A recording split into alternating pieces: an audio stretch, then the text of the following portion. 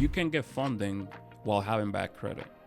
But now, what I like to say is like you can get funding while being like a highly qualified bad credit customer. So what do I mean by that? So there are institutions called Community Development Financial Institutions. The whole purpose that they came out after the 1970s with the Community Reinvestment Act. That regulation said, I told the big banks, like, hey, like you're providing a lot of loans, but then what about the small communities, like, low income areas?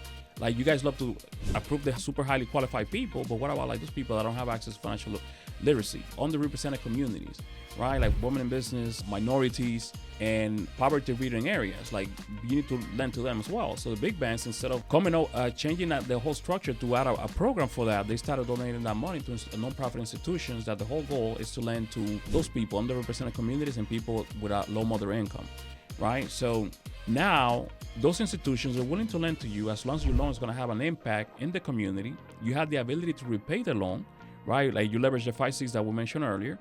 And then for the character, if your credit score is not the best, can you explain what happened?